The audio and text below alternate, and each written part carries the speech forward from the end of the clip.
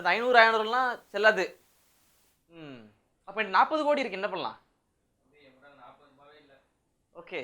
Hi native for viewers எல்லாருக்கும் ஒரு பெரிய ஹாய். நான் தான் உங்க ரிவ்யூ ராஜா. என்ன காசை பற்றிலாம் பேசிட்டு இருக்கேன் அப்படின்னு கேட்டிங்கன்னா, இன்னைக்கு நான் பார்த்த படம் அந்த மாதிரி கண்ணுல காசை காட்டப்பா. எஸ், பல பேர் வந்து பல கேரக்டர்லாம் சுற்றி முற்றி நிறைய காசு இல்லை, ஒரு 100 கோடி அதை வச்சு எப்படி அபேஸ் பண்ணுறாங்க அப்படின்றத ஒரு மையப்படுத்தி எடுத்த ஒரு படம் தான் இந்த படம். இந்த படத்தோட கதை என்னன்னு கேட்டிங்கன்னா வந்து, ஹீரோ அப்படின்னு சொல்கிறத விட கேரக்டர்ஸ் தான் நிறைய பேர் இருப்பாங்க. மந்திரியோட ஒரு 100 கோடி காசு இருக்கும்.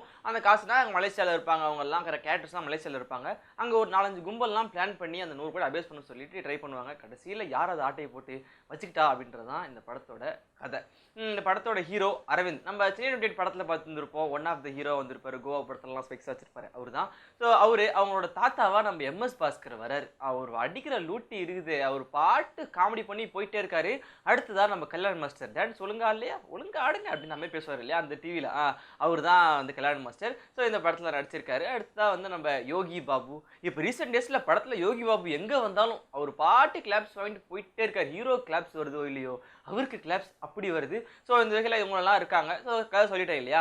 இந்த படத்துக்கு வந்து ஒரு பெரிய ப்ளஸ்ன்னு கேட்டிங்கன்னா, இவங்க எடுத்துகிட்டு போன ஸ்கிரிப்ட் தான். இப்போ என்ன சொல்லுவோம், இவர் வந்து புது படம் தான் வந்து ஸ்கிரிப்ட் நல்லா இருக்காது, புது ஹீரோவாக இருக்காங்க, படம் பார்க்க முடியாத மாதிரிலாம் நினைப்போம். அந்த மாதிரிலாம் இல்லாமல் செம்ம ஜாலியாக, ஆனால் பார்க்கும்போது உங்களுக்கு தோணுச்சு மங்காத்தா 2 பார்க்குற மாதிரியே இருந்துச்சு இல்லைன்னா, அந்த மாதிரி தான் இருந்துச்சு. ஏன்னா ஒருத்தரோட காசு அத்தனை கோடி இருக்கும், அதை வந்து இவங்களாம் அபேஸ் பண்ணுறது அதெல்லாம் பார்க்கும்போது அந்த மாதிரி தான் இருந்துச்சு.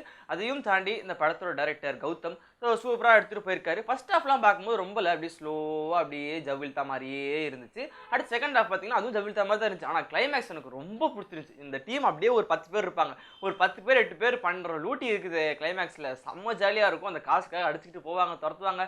ரொம்ப என்ஜாய் பண்ணேன். எப்பயுமே ஒரு படத்துக்கு என்ன முக்கியம்னு பார்த்தீங்கன்னா அந்த இன்டர்வல் பிளாக் தான். இல்லை இன்டர்வல் பிளாக்லாம் எல்லாமே அது படம் போயிட்டே இருக்கு, டப்புன்னு இன்டர்வல் அப்படின்னு போட்டாங்க. அந்த இன்டர்வல் பிளாக் விட்டுட்டு வெளியே போகும்போது உள்ளே வரதுக்குள்ளே என்ன நடக்கும்னு நம்ம யோசிக்கணும். அதெல்லாம் யோசிக்கவே வேணாம், அது பாட்டு அப்படியே அப்படி இருந்துச்சு. அதனால தான் லைட்டாக பார்க்கும்போது லைட்டாக அப்படி இருந்துச்சு. அடுத்ததாக வந்து இல்லை ஸ்டார் கேஸ்டிங்லாம் வந்து இருந்திருக்காங்க. அதில் முக்கியமாக அந்த படத்துக்கு பெரிய பலம்னா யோகி பாபு, எம்எஸ் பாஸ்கர் சார், இவங்க 2 பேர் இல்லைனா இந்த படத்தை வந்து இவ்வளோ காமெடியாக தூக்கிட்டு போயிருக்கவே முடியாது. ஒரு சீன் விடாமல் அவங்க வர எல்லா சீன்லையும் காமெடி போட்டு தள்ளிக்கிட்டே இருக்காங்க. பார்க்கும்போது செம்ம கிளப்ஸாக இருந்துச்சு, எனக்கும் ரொம்ப பிடிச்சிருந்துச்சு. ஆமாம், அதெல்லாம் இருக்குது. அடுத்ததாக சாங்ஸ் கேட்டிங்கன்னா வந்து எப்படி சொல்கிறது, ஒரு பாட்டு தான் இருக்கும், ஒரு 2 பாட்டு இருக்கும். ஒன்று இமேஜின் பண்ணுவாங்க, இன்னொரு பாட்டு இருக்கும். ஸோ அந்த கதைக்கு ஏற்ற மாதிரியே சரி ஓகே அந்த மாதிரி தான் இருக்குது. அடுத்து அந்த படத்தோட சினிமாட்டோகிராஃபர் அவரும் அரவிந்த் தான், அவர் வேற அரவிந்த், ஓகே, அவர் பண்ணியிருக்காரு. ஸோ அவர் வந்து அவரோட கிளாரிட்டியாக அது எப்படி சொல்கிறது, ஒரு புது படம் ஒரு ஃபர்ஸ்ட் டைம் அட்டன் பண்ணுறோம் அப்படின்னா வந்து ஒரு கிளாரிட்டிலாம் மிஸ் ஆகும். அதெல்லாம் இல்லாமல் அது இந்த படத்துக்கு தேவையான கிளாரிட்டி கொடுத்து எல்லாரையும் ரொம்ப சூப்பராக காமிச்சிருக்காரு. அது இந்த படத்துக்கு பெரிய ப்ளஸ்ஸே இதெல்லாம் தான். அடுத்ததாக சொன்னேன் இல்லையா, அந்த மைனஸ்ன்னு சொல்ல முடியாது, இன்டர்வல் பிளாக் ரொம்ப ஒரு படத்துக்கு முக்கியம், அது லேட்டாக கொஞ்சம் ஜருக்கு வாங்குச்சு.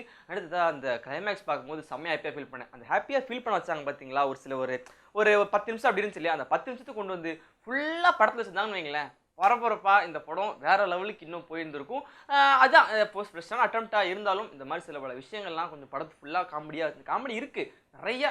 ஃபுல்லாக ஸ்டார்டிங்லேருந்து எண்டிங் வரைக்கும் என்னடா இது நான் மாதிரி வச்சுருந்தீங்கன்னா இன்னும் நல்லா இருக்குன்ற ஒரு ஃபீல் எனக்கு மட்டும் இல்லை, நிறைய பேர் ஃபீல் பண்ணாங்க. அதை நான் கொண்டு வந்து உங்களுக்கு சொல்லிட்டேன். ஸோ இப்போ என்ன பண்ண போகிறேன், நான் கிளம்பிக்க போகிறேன். எப்பயும் போல் என்ன பண்ணோன்னா கீழே டிஸ்கிரிப்ஷன் ஒன்று இருக்கும், அதை கிளிக் பண்ணிங்களா இந்த படத்தோட டேரக்டர், இந்த படத்தில் நடித்தவங்க, அவங்கள்ட்ட நாங்கள் பேட்டி எடுத்துருப்போம். அதெல்லாம் நீங்கள் வந்து லிங்க் இருக்கும் கீழே, சாகாசமாக நீங்கள் பார்த்து என்ஜாய் பண்ணலாம். அதுக்கப்புறம் வந்து லைக் பண்ணிடுங்க, கமெண்ட் பண்ணுங்கள், எது பண்ணுறீங்களோ இல்லையோ, சாப்பிட்றீங்களோ இல்லையோ, தூங்குறீங்களோ இல்லையோ, சப்ஸ்கிரைபும் முக்கியம். கண்டிப்பாக மறக்காமல் சப்ஸ்கிரைப் பண்ணிடுங்க. ஓகே, பாய்.